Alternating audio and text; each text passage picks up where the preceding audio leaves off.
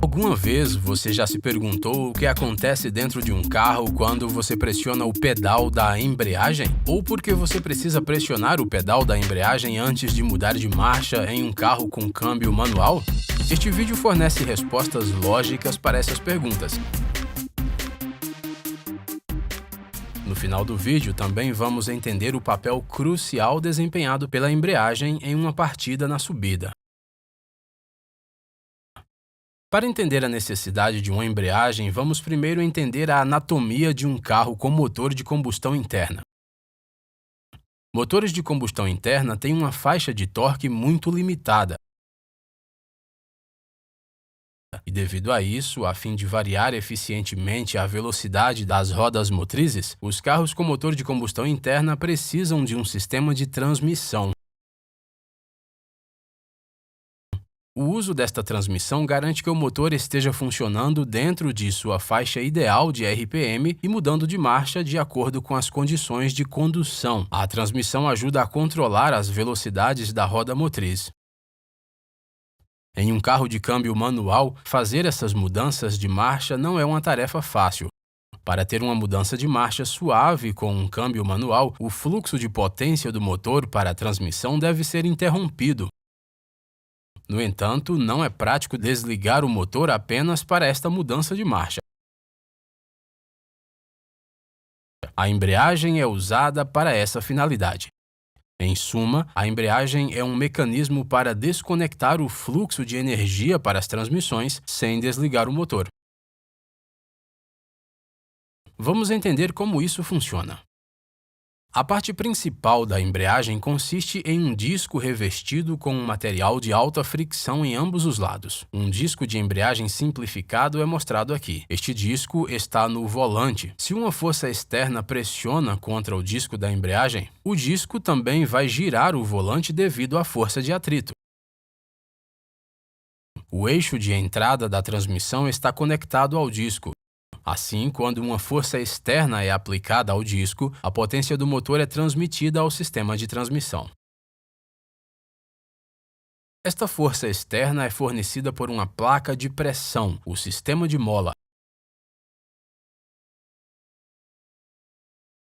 A tampa deste sistema é fixada firmemente ao volante. Assim, a placa de pressão pressionará firmemente o disco de embreagem de fricção e a potência do motor será transmitida ao sistema de transmissão. Mas este é o caso na condução normal. Então, como é o desengate de potência feito com uma embreagem? Para o propósito do desengate, um tipo especial de mola é introduzido no conjunto da placa de pressão. Esta mola é conhecida como mola do diafragma. Para entender melhor essa mola do diafragma, assuma que o movimento da mola do diafragma está fixado ao redor desse círculo. Neste caso, se você pressionar a parte central da mola como mostrado, a parte externa deve se mover na direção oposta. A mola do diafragma fica entre a placa de pressão e a tampa. Para entender melhor essa configuração, vamos fazer uma seção cruzada de montagem. A parte externa da mola do diafragma está conectada ao disco de pressão.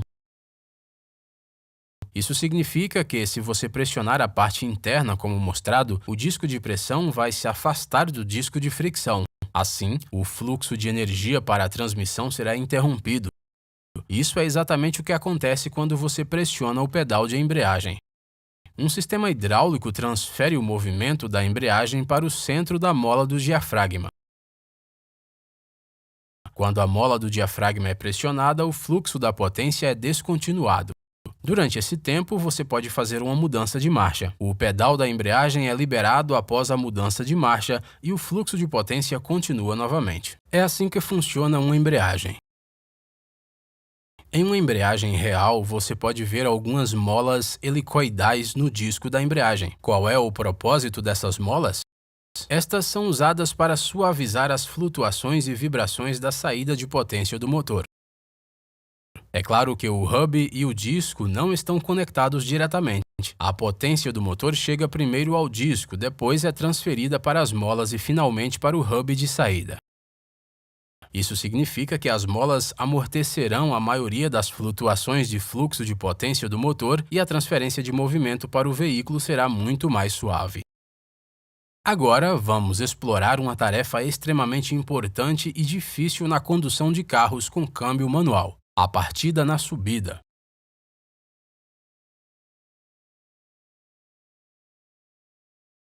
Mesmo em um carro sem freio de mão, você pode usar essa técnica de embreagem para dar partida na subida.